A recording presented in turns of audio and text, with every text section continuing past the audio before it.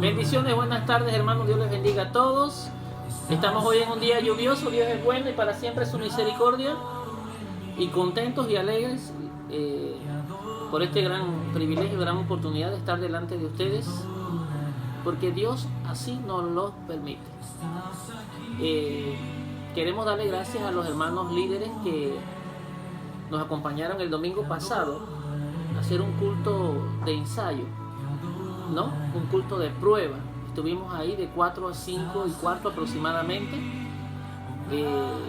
procurando hacer lo mejor, procurando buscar la perfección dentro de lo normal, ya que este domingo, como ya usted sabe, nos corresponde ya como iglesia abrir las puertas y tendremos dos cultos, uno de 9 a 10 y media de la mañana. Ya los hermanos que saben que deben asistir en ese horario ya fueron comunicados, y los hermanos que asistirán de 4 a 5 y media también fueron notificados. Si en el transcurso del día o de estos días que vienen usted no pudiese asistir por algún imprevisto, debe comunicarlo. Entonces comuníquese con la hermana Viviana, que es la que nos está ayudando con la lista de ambos grupos, porque así entonces podremos pasar a otra persona en su lugar. Les esperamos el domingo a todos. Recuerde que es una nueva forma. Tenemos que guardar todas las vías de seguridad, de bioseguridad que nos pide el gobierno nacional.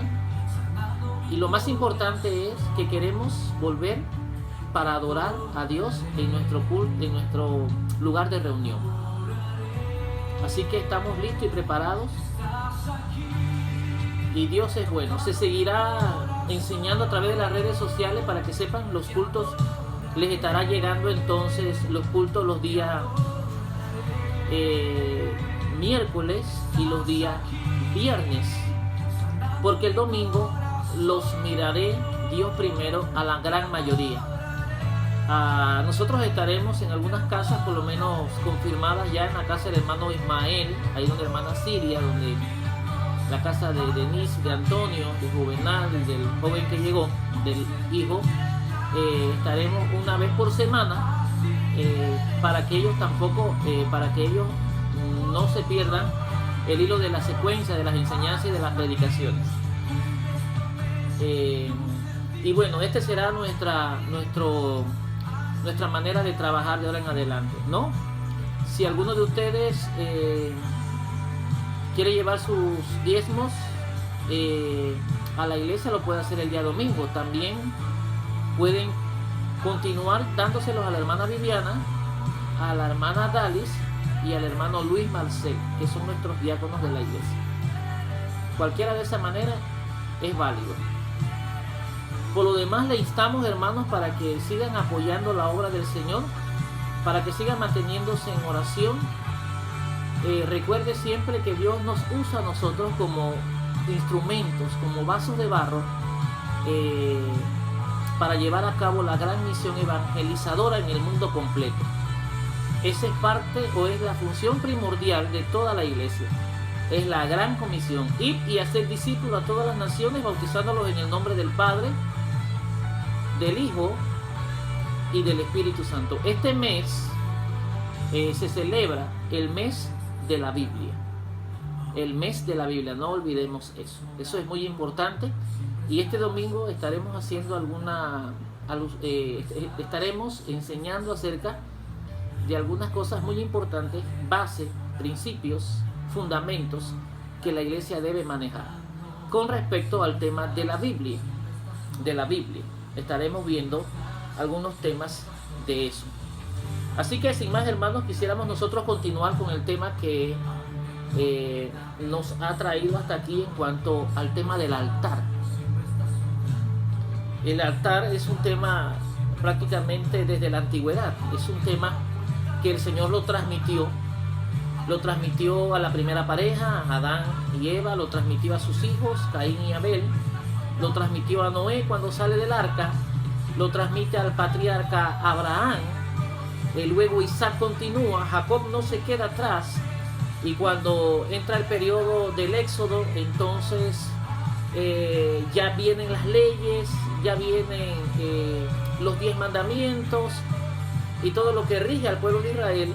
Y dentro de todas esas cosas, entonces, el pueblo tiene una forma para sacrificar, para ofrendar, para presentar en el altar, en el santuario. Hemos hablado acerca de Esdras cuando volvió y miró las ruinas de Jerusalén. Pero no solamente las miró físicamente, se dio cuenta también que la parte espiritual del pueblo había sido afectada y dañada. Y Esdras vuelve con un grupo de hermanos, con un grupo de personas que habían estado y habían sido llevadas cautivas, con la intención de restaurar las ruinas, y se enfocaron primordialmente en el altar. Ahí fue donde pusieron su enfoque. Hablamos también del altar de Elías. Hablamos del altar de Elías, cuando aquellos 850 profetas,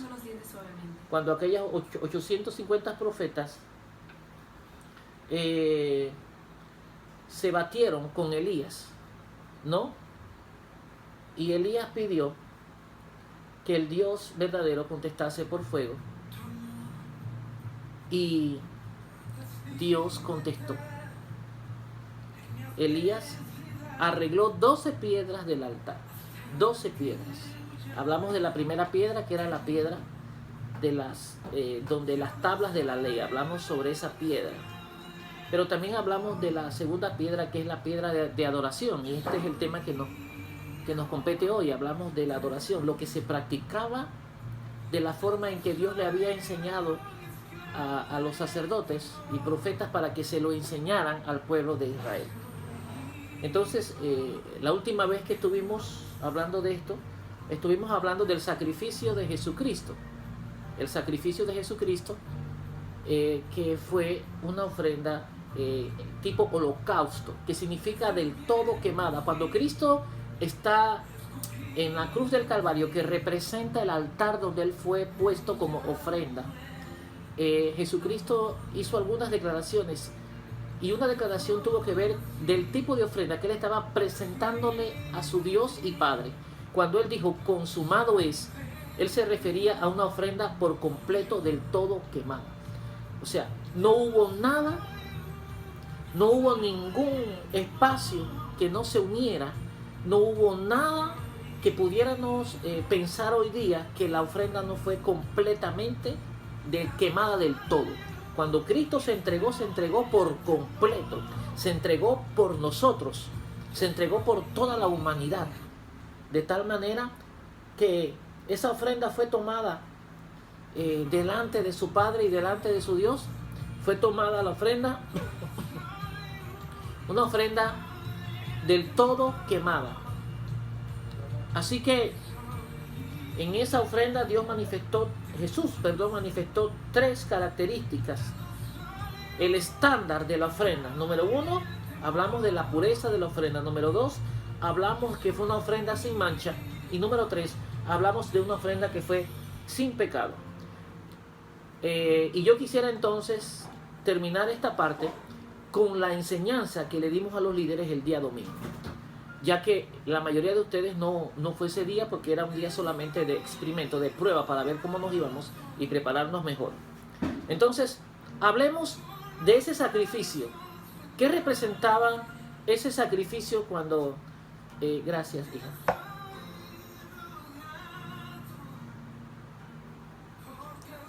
¿Qué representaba?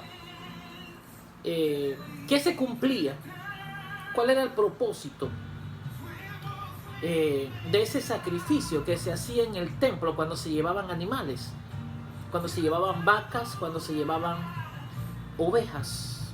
Y bueno, en el caso de las personas que eran pobres, esto no les daba derecho de ir con las manos vacías. Mire, habían también ofrendas pequeñas como la de palominos. Era para la gente más baja económicamente hablando. La cuestión era que no podían presentarse a Dios sin una ofrenda en el altar, porque todo altar necesariamente tiene que tener una ofrenda sobre el mismo, sobre el altar. Entonces, hablemos desde este momento de la transferencia de culpa. Y para eso vamos a ir al libro de Éxodo, capítulo 29. Abra su Biblia, Éxodo capítulo 29, cuando se está consagrando a Aarón y a sus hijos, y Dios le está dando recomendaciones a Moisés.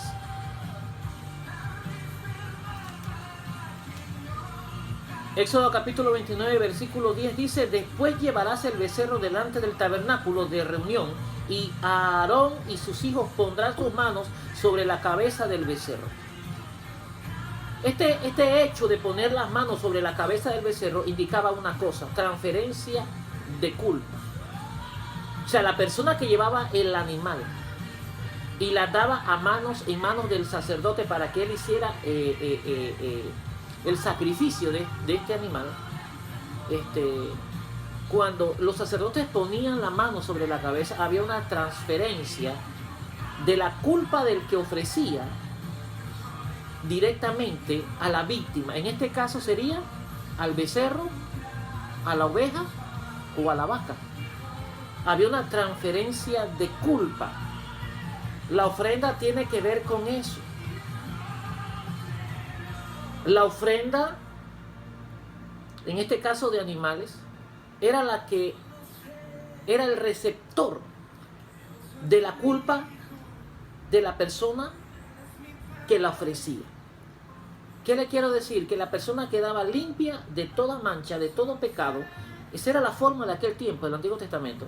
La persona quedaba limpia, completamente limpia de todo pecado, y el pecado caía sobre la víctima, sobre el animalito. Había una transferencia de culpa. Cuando nosotros nos presentamos delante de nuestro Dios, alguien hace más de 2000 años dejó su trono, dejó su gloria. Isaías lo llama Cordero Inmolado. Y en los evangelios se habla de Jesús como el Cordero Inmolado que quita el pecado del mundo.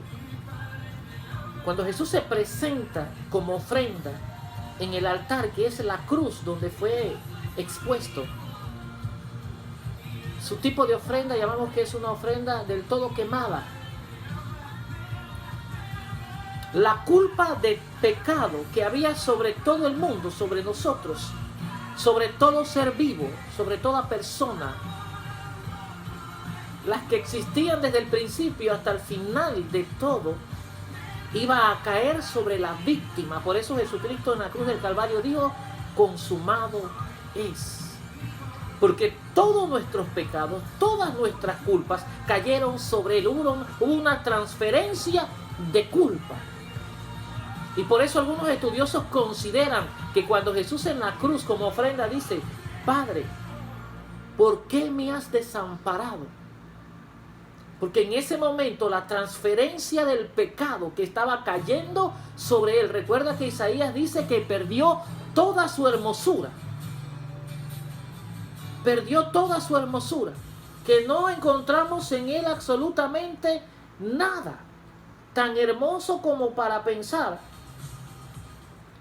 que era hermoso, sino que perdió toda su hermosura. ¿Debido a qué? Debido al pecado que se transfirió a la persona de Cristo. Y por esa razón, toda la hermosura de Cristo, el precio de nuestra paz, para poder hoy que el hombre esté en paz con Dios, fue la muerte expiatoria de Jesús. Y hubo una transferencia. Todo el pecado de nosotros, de todo el mundo, cayó sobre la víctima, en este caso, de Jesús. Y por eso Cristo, en un momento determinado, su parte humana, recuerda que era 100% hombre, 100% Dios, su parte humana hace esta declaración: Dios mío, ¿por qué me has desamparado?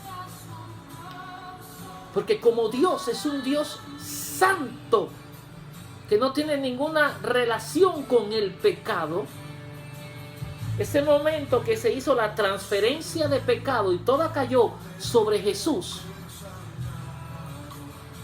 pareciese ser que hubo una separación por momentos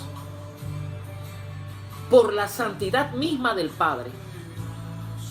Y aunque su Hijo siempre ha sido santo, por cuenta nuestra, por culpa nuestra, por la transferencia de culpa de todos nuestros pecados que cayeron en ese momento sobre Él, pareciese ser que el cielo hizo una separación con la tierra. Por eso, la transferencia de culpa representaba el quitar la culpa del que presentaba la ofrenda, y la culpa caía sobre la víctima, sobre el animal. Y por eso, a manera de subrayar solamente, era necesario que cuando se presentara esa ofrenda en el Antiguo Testamento, tenía que ser un macho sin defecto alguno, tenía que ser fuerte, tenía que ser valioso, no debía tener ningún tipo de defecto físico. Así era que se presentaban las ofrendas. ¿Qué indicaba la transferencia de culpa también? Indicaba la identificación con la víctima. Tanto la persona que ofrecía como la víctima tenían que identificarse en el acto mismo del sacrificio. ¿Por qué? Porque al presentar un animal, ese animal era el que iba a llevar todo el pecado del que presentaba el animal. Por eso había una identificación con la víctima del sacrificio. A través de este símbolo, el culpable transfería su culpa hacia la víctima del sacrificio, la cual moriría por el pecado del que la ofrecía. Esto se hacía tradicionalmente. Se presentaban diferentes tipos de ofrenda en el santuario. No era suficiente que la víctima muriera. Quien recibía la expiación se tenía que identificar con el sacrificio. No solamente era importante que la víctima muriera, también era importante que hubiese también una identificación con el sacrificio. ¿De quién? De la persona que presentaba el sacrificio. Eso era muy importante y muy determinante. Hoy es así. Hoy no solamente es suficiente saber que Cristo murió por nosotros. Y aquí me extiendo un poco porque a veces la persona piensa que ya cumplió cuando recibió a Cristo en su corazón y no tiene más nada que hacer. No. Es que tiene que haber una relación entre el que ofrece y la ofrenda. Y cuando nosotros recibimos a Cristo en nuestro corazón, no es suficiente. No es suficiente tampoco saber que Cristo murió por mí, como mucha gente lo sabe hoy. Sí, yo sé que Cristo vino, sí, yo sé que Cristo murió en la cruz, yo sé que Cristo me ama, y muchas veces no pasamos de ahí. ¿Y sabe cómo se llama esto? Esto se llama religión. La persona que reconoce lo que Cristo hizo, pero no quiere tener un compromiso directo con el sacrificio de la cruz. Y no es suficientemente saber que Cristo murió por mí. Eso lo sabe la mayoría de las personas. Lo que el Señor quiere es que haya una relación, tanto de aquel que recibe la expiación, identificarse con quién, con la víctima. ¿Quién sería la víctima hoy? ¿Quién fue la víctima? Jesús. Entonces, más que saber que hubo un sacrificio que me acercó a Dios y perdonó mis pecados, porque esto cualquiera lo reconoce, pero no cualquiera tiene una relación con la víctima, en este caso, con Jesucristo. La Biblia dice, de labios este pueblo me honra, pero su corazón está lejos de mí. De nada sirve que las personas sepan si no actúan. De nada sirve saber dónde está, cómo lo hizo. La Biblia no los enseña si realmente no hay un acercamiento entre la persona que está recibiendo el perdón y la ofrenda, que en este caso fue Jesucristo. Esto es muy importante saberlo.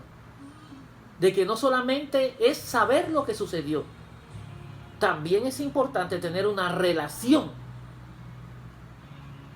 con la ofrenda que se presentó, que fue Jesús. ¿Cómo está nuestra relación?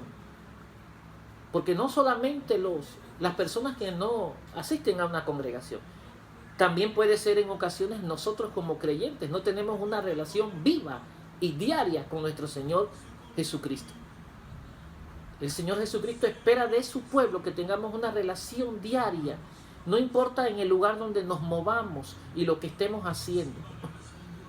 Podemos estar en nuestras labores pero conectados con el Señor. Podemos estar hasta manejando pero conectados en la mente con el Señor. Podemos estar en nuestro hogar y tener una conexión con el Señor. ¿Cómo está nuestra relación? No solamente sé que Cristo murió por mí, no solamente he recibido su perdón, sino que tengo una relación y me identifico con la ofrenda que es Jesús.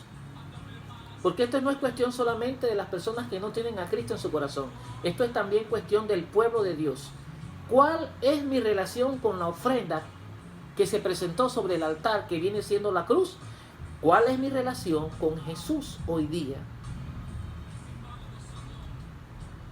¿Cuál es tu relación con la ofrenda puesta sobre el altar? Debe haber identificación. Quisiera hablarles en el libro de Isaías,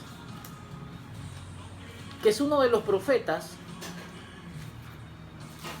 que hace una declaración poderosa precisamente acerca del sacrificio de Jesús.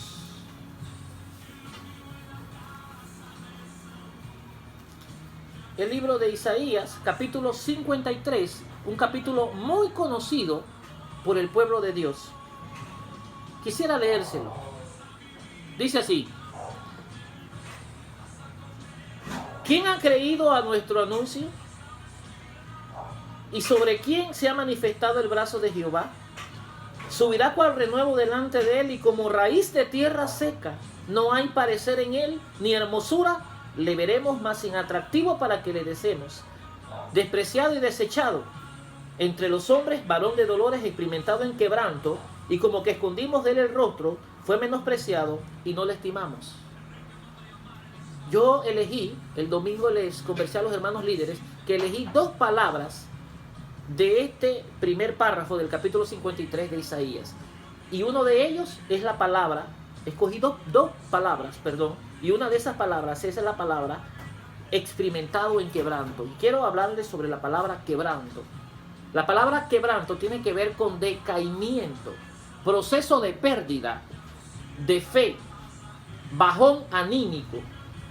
Quebranto tiene que ver con desechar, quitar aquello que ha sido establecido. Pero la interpretación que más me llama la atención es que quebranto tiene que ver con el rompimiento de la popa de una nave debido a los embates de las fuertes olas del mar sobre la embarcación. Pero también tiene que ver con derribar, desatar, abrir, deshacer, despedir, estar libre, lavar, limpiar, libertar, quitar, soltar.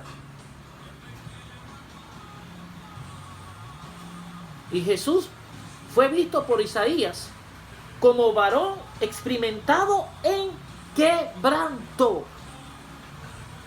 Toda ofrenda, porque esta es la ofrenda por excelencia, toda ofrenda tiene que ir acompañada de quebrantamiento, porque en el altar la ofrenda eres tú. Y debemos ir con toda la humildad, pedirle a Dios que nos capacite de humildad, pedirle a Dios que a la hora de llevar una ofrenda, ya sea de alabanza, de adoración, una ofrenda económica, una ofrenda de pacto, una ofrenda de semilla, como tú le quieras llamar, una ofrenda de paz, de tantas cosas, una primicia. Nunca lleves una ofrenda a Dios donde tú sientas que hay imposición, donde tú sientas que es como obligada. Tú escuchas a veces a los pastores: levante su mano, adore. Sí, eso anima al pueblo, pero ¿Cuándo entenderemos que la verdadera adoración es cuando nadie te tiene que empujar?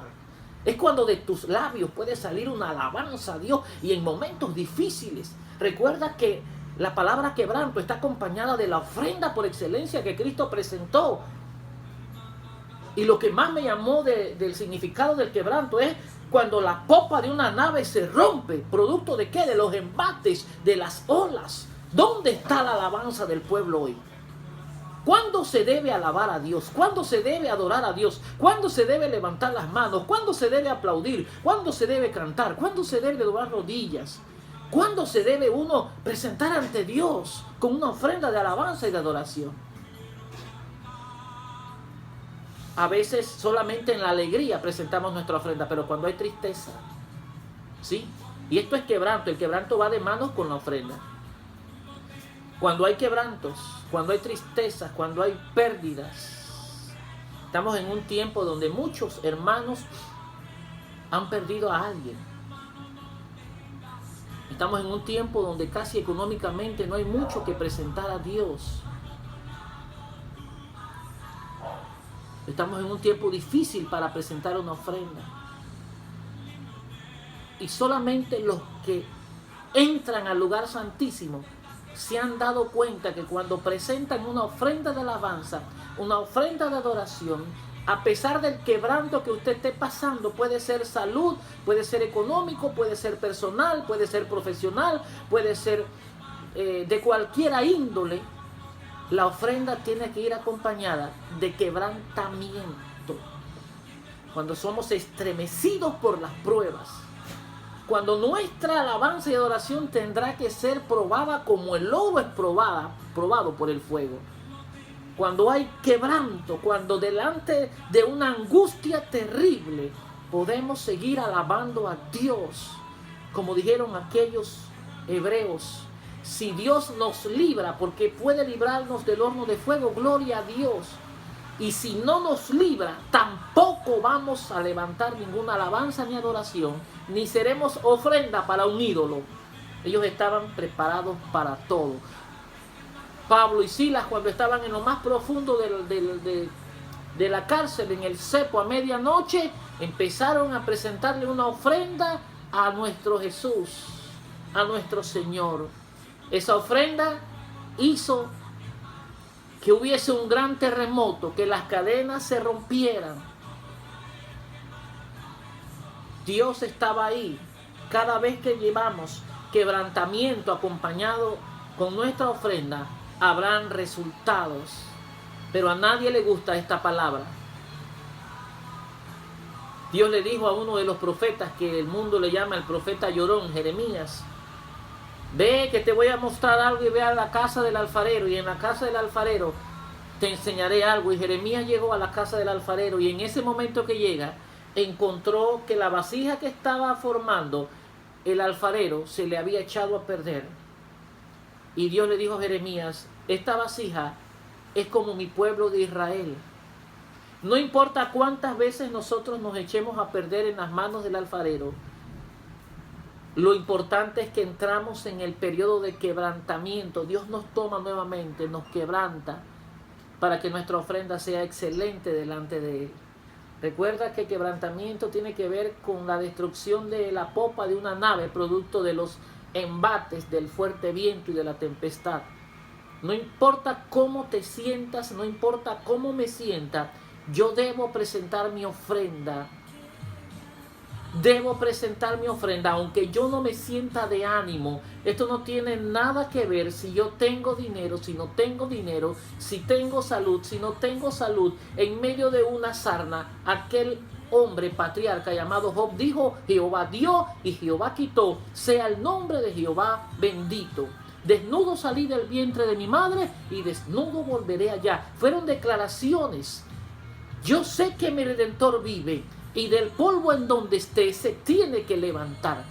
Fueron declaraciones de un hombre que en medio de una tribulación, de un quebrantamiento, había perdido todos sus bienes y había perdido a todos sus hijos y había perdido su salud, pero no perdió la adoración, la alabanza y la ofrenda que él mismo representaba para Dios. Hermanos, que el mal momento no sea lo que provoque que perdamos nuestra ofrenda delante de Dios en adoración y en alabanza. Que el mal momento que estemos pasando no sea lo que le detenga a usted a alabar a Dios. ¿Puedes alabar a Dios en este mismo momento? ¿Puedes exaltarlo? ¿Puedes bendecir su nombre? No importa lo que esté pasando. La alabanza, la adoración, que son ofrendas en el altar, no depende de las circunstancias que me rodean. Porque la oración es más poderosa que cualquier circunstancias que nos pueden estar rodeando. Ahora, si Dios lo permite, el domingo que viene, 6 de septiembre, los dos grupos les animo para que alaben y glorifiquen a Dios. Ahora dirá la gente: pastor, yo no puedo cantar con esta mascarilla, con este tapabocas. No importa. Alabe a Dios, bendígalo, hágale una expresión de amor. Es su Dios. Una mascarilla no puede detener al pueblo de Dios. Sí, en la nueva forma en que lo estamos haciendo no puede detener. Ahora usted dirá: pastor, yo no puedo hacer nada. Bueno, lo que no puede hacer es andar saludando de mano, dándole abrazos ni besito a nadie. Vamos a cuidarnos. Usted se cuida a sí mismo y cuida al que está al lado. Pero usted puede levantar su mano donde está. Usted puede darle una alabanza con sus labios a su Dios. Eso es ofrenda ante Dios. Usted puede hacerlo.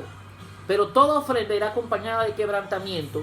Y la otra frase que escogí del capítulo 53 en sus primeros versículos es que se le llama raíz de tierra seca, como raíz de tierra seca. Porque algunos solamente han descubierto la parte de la prosperidad en el Evangelio, la parte de que todo te va a ir bien, la parte de que ven, acepta a Cristo y Él te soluciona todos tus problemas. Incluso muchos de nosotros, conociendo la verdad, hemos lacerado la verdad, en el sentido de que solamente le presentamos a las personas la parte hermosa del Evangelio, pero el Evangelio también tiene una forma de dureza, una forma donde a veces no te va bien y tú tratas de agradar a Dios. El salmista dijo: de nada sirve que yo he librado mis manos del mal, de nada sirve que yo sacrifique hagas, y cuando yo veo al impío que no conoce a Dios, no tiene ni temor de nada y todo le sale bien. Pero él dijo: hasta que entrando en el santuario. Es que en el santuario, cuando tú presentas la ofrenda, tú te das cuenta de una gran realidad. No importa lo que las demás personas puedan tener y aparentan tener una felicidad, porque no es así. En el altar, cuando se presenta una ofrenda, tú te das cuenta de que ellos tienen una gran necesidad y de que tú tienes en tus manos, aleluya, la verdadera felicidad que viene de parte de Dios. Jesucristo dijo: mi paz os dejo, mi paz os doy. Jesucristo dijo: el gozo del Señor, a través del apóstol Pablo, es mi fortaleza. Quiere decir que lo que el mundo puede hacer, lo que el mundo pueda tratar de aparentar, ellos no tienen alegría, no tienen felicidad. Raíz de tierra seca. El poder de florecer donde quiera que Dios te ponga. Quizás tu ambiente, quizás en tu círculo donde tú te mueves, quizás ahí dentro de la familia, quizás en el trabajo, quizás en medio de la vecindad, no sé, en el lugar donde Dios te tiene.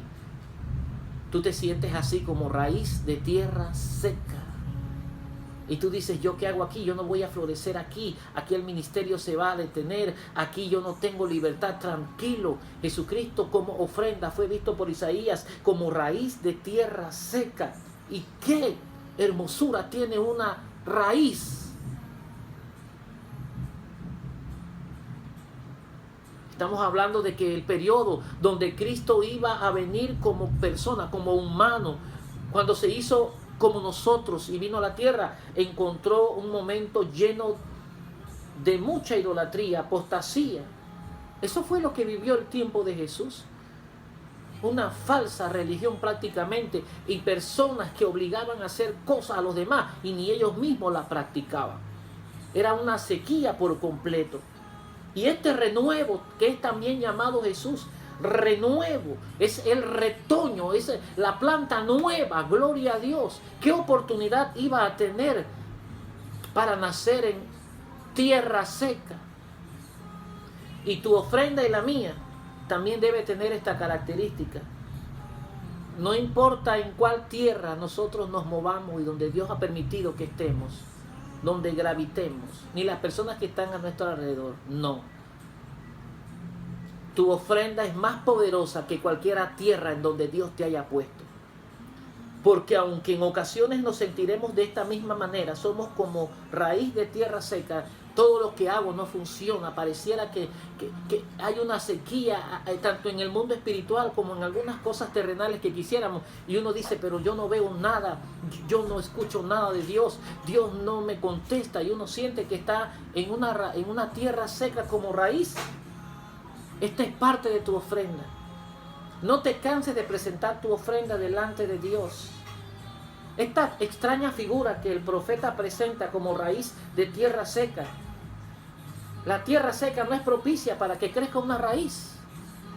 Esto es una figura totalmente que a nadie le gusta tener ese papel. Pastor, yo no quiero ser raíz de tierra seca. Bueno, Cristo como ofrenda lo fue. ¿Sabes por qué? Porque en el altar te darás cuenta de algo.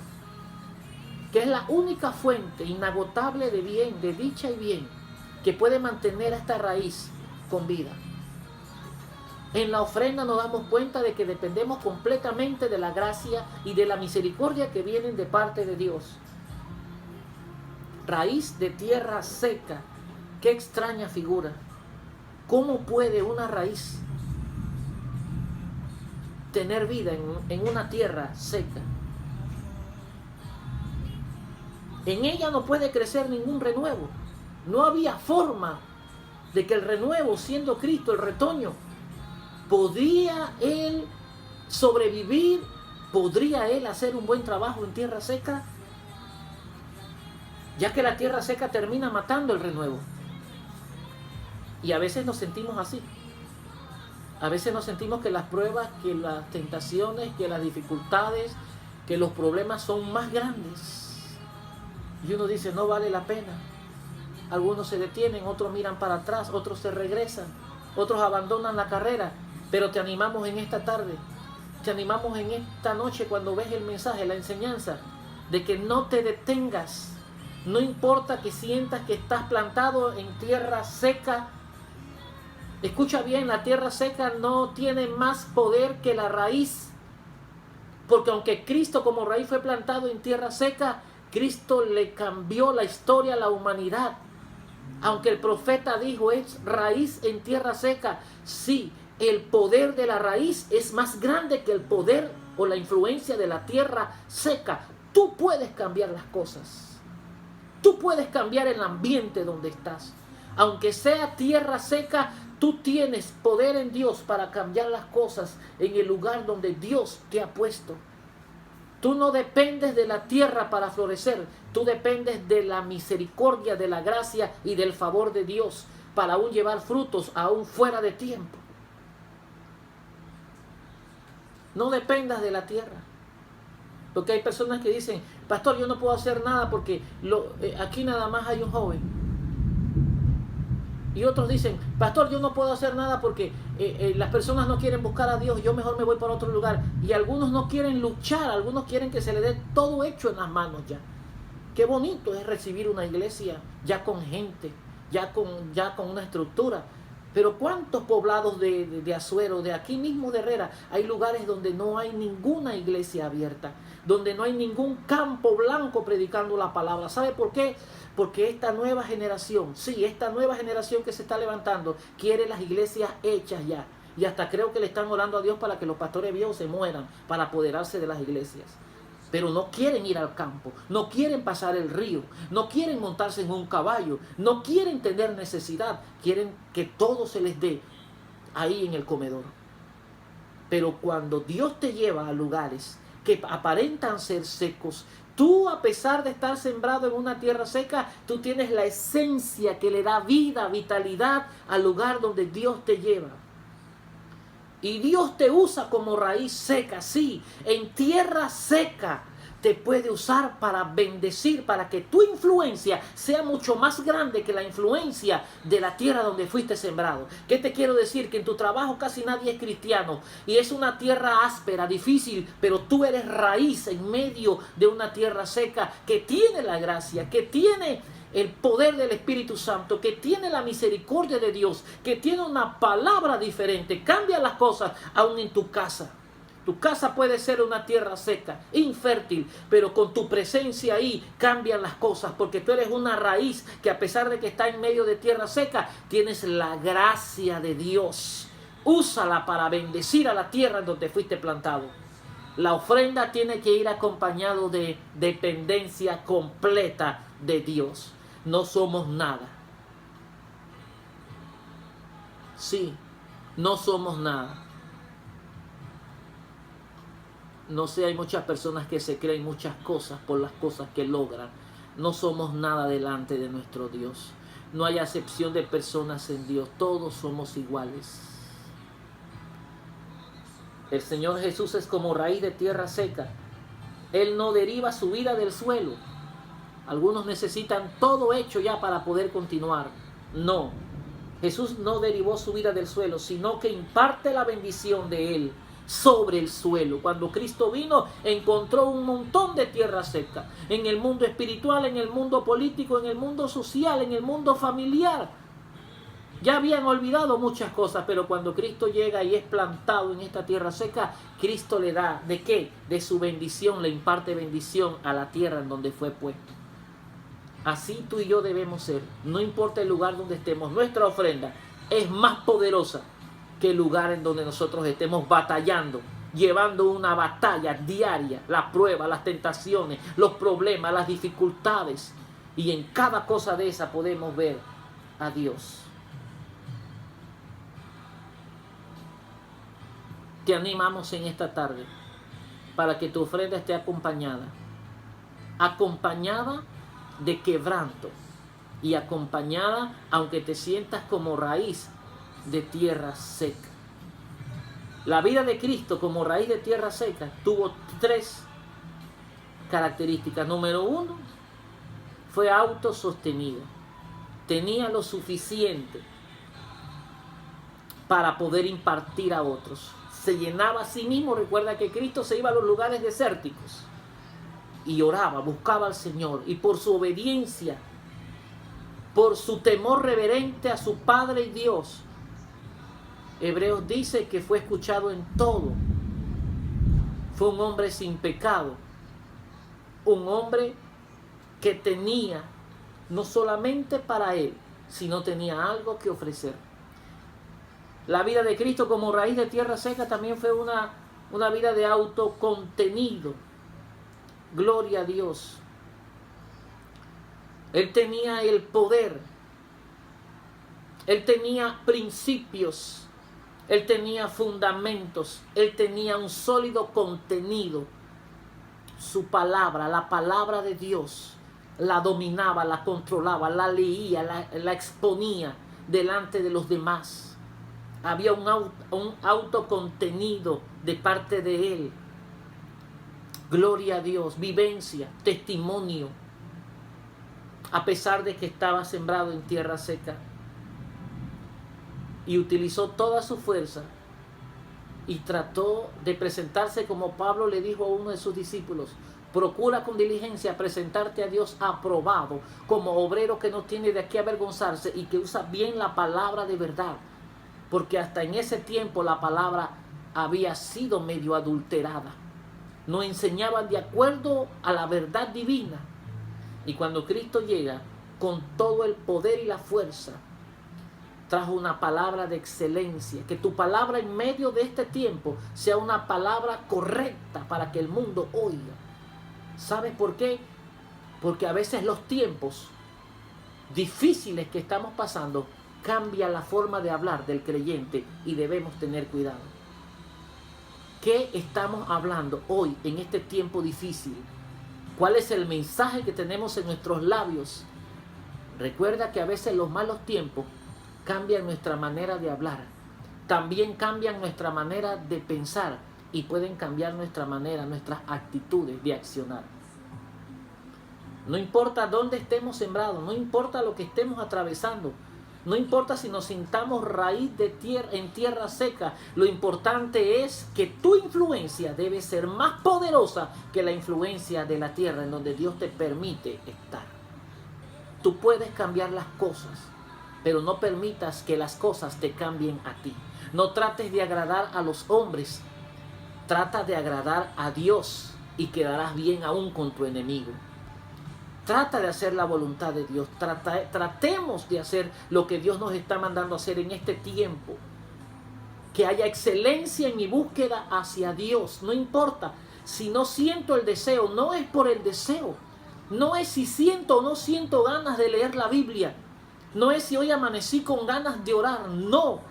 Yo creo que en medio de una ofrenda, aparte del quebrantamiento y aparte de la tierra seca, de raíz de tierra seca que nos podamos sentir, no importa, no es porque hoy me siento con ánimo, no es porque hoy me siento bien, voy a oír el mensaje, no es que hoy siento deseos, no, es que todos los días tu ofrenda debe subir todos los días a la presencia de Dios, aunque te sientas como raíz de tierra seca. Debe haber fuerza y excelencia en lo que hablamos y en lo que hacemos. Dios es bueno. Y por su misericordia, nosotros podemos entrar al lugar santísimo a presentar una ofrenda delante de Él. Vamos a orar para darle gracias a Dios. Ahí donde usted está, en este mismo momento, le vamos a dar gracias a Dios. Quiero orar por usted. Yo no sé si usted está pasando por una prueba, si usted está desanimada, desanimado, si piensas que todo se ha perdido, si piensas que eres como raíz en tierra seca, o el quebrantamiento ha visitado tu vida, no importa. El quebrantamiento es parte de la ofrenda. Y el sentirte como raíz de tierra seca también. Oremos en esta tarde para que el Espíritu Santo nos dé fortaleza, nos dé fuerza para seguir adelante, porque todavía largo camino nos espera. Largo camino te espera todavía. Hay cosas que todavía no has visto que vas a ver. Sí, hay peticiones contestadas que todavía no han llegado, pero vienen en camino. Hay deseos del corazón que no se han cumplido todavía. Pero dentro de la voluntad de Dios, cuando buscamos primeramente el reino de Dios y su justicia, pedimos de acorde a la voluntad perfecta de Dios. Dios responderá la oración que has presentado en el altar. Padre, en esta tarde, en esta noche, damos gracias en el nombre de Jesús. Te damos gracias, Señor, porque solamente en ti tenemos la esperanza. Solamente en ti tenemos, oh Dios, el confort. Solamente en ti tenemos, Señor, el deseo de esperar, porque de ti vienen todas las cosas. Espíritu Santo, te pido en esta tarde que tomes control de la mente, de nuestro corazón, que tomes control, Señor, de lo que somos. Que tomes control de la vida de cada hermano ahí detrás de la pantalla, del teléfono, del televisor. Que sanes cualquier herida del corazón, del alma. Que tu sangre preciosa, que se vertió como la mejor ofrenda de la víctima por excelencia en el altar, borre todos nuestros pecados, nos limpie.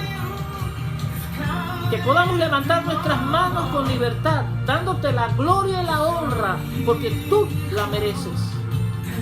Porque no tenemos dónde ir.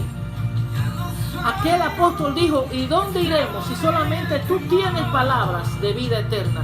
Y hoy es lo que decimos, Señor, ¿a dónde vamos a ir si solamente tú tienes palabras de vida eterna?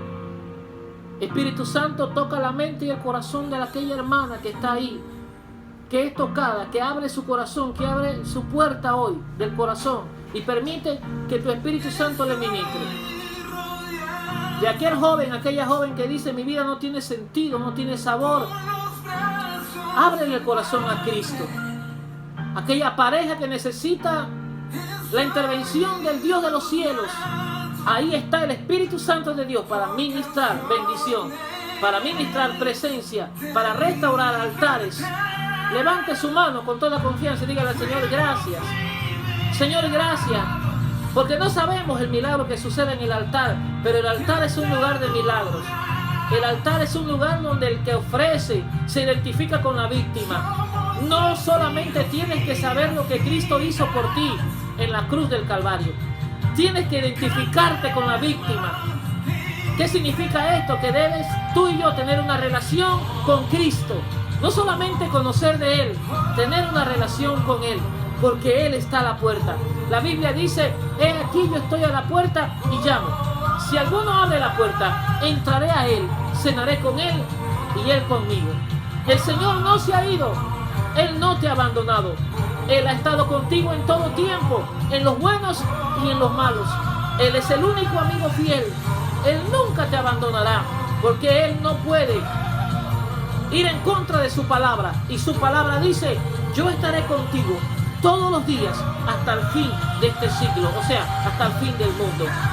Por eso yo te digo a ti que hoy el Espíritu Santo de Dios, que es el que habita contigo, el que está en ti, aleluya, Él te lleva a toda verdad. La Biblia dice: y conoceréis la verdad, y la verdad te hará libre. Y si Cristo ha sido revelado por el Espíritu de Dios en nuestras vidas, estamos en la verdad. La Biblia dice: no hay otro camino, no hay otro camino bajo el cielo dado a los hombres, no hay otro nombre bajo el cielo dado a los hombres en el cual podamos ser salvos. El enemigo vino para matar, hurtar y destruir, pero Cristo vino para darnos vida y vida en abundancia. Depende de ti, no depende de Dios. Ya Dios lo hizo. Ya Dios te sanó. Ya Dios te restauró. Ya Dios te levantó. Ya Dios te animó. Ya Dios te extendió la mano. Ya Dios pensó en ti. Ahora nos falta a nosotros accionar lo que ya recibimos de parte de Dios, porque ya Dios nos los entregó. En un acto de fe, tómate de la mano del Espíritu Santo y dile: necesito que me ayudes, porque muero y perezco. Pedro lo reconoció de esta manera. Pedro dijo: Señor, ayúdame, sálvame, que perezco. Cuando las olas se hicieron demasiado grandes y gigantes y se hundía. Y el Señor Jesús lo levantó de la mano y le dijo: hombre de poca fe, ¿por qué dudaste? Que las circunstancias no cambien tu manera de hablar. Que las circunstancias no cambien tu manera de pensar. Que las circunstancias no cambien tu manera de actuar. Recuerda siempre que mientras Dios abra la próxima puerta, debes honrarlo en el pasillo donde te tiene Él. Esto es interesante. Antes de que Dios abra la próxima puerta, honrala en el pasillo donde estás esperando. Honra a Dios con todo. Honra a Dios con tus bienes. Honra a Dios con tu cuerpo. Honra a Dios con tu vida. Honra a Dios con todo lo que tienes. Porque todo lo que tienes, Dios te lo ha permitido tener. Dios es alabado y exaltado. Dios te agarra de la mano hoy y te dice: no vas a perecer. No vas a morir. No llegaste hasta aquí para morir. Hay cosas que todavía tienes que hacer. Hay camino que tienes que recorrer. Oh Dios, muchas gracias. Bendice a todos los hermanos que en este momento, en la tarde, en la noche, reciben el culto y están en sus casas. Le bendecimos en el nombre que es sobre todo nombre, en el nombre poderoso de Jesús. Gracias, Señor, por esta gran oportunidad que nos permites de establecer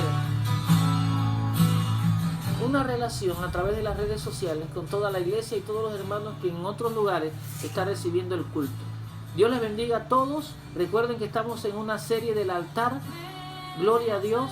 Le invito a los hermanos que le corresponde el día domingo, ya usted sabe, de 9 a 10 y media, empezaremos a horario disciplinado.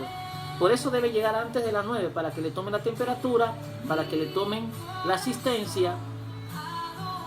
Y de esa misma manera usted estar en la silla donde se le ubique, ¿sí?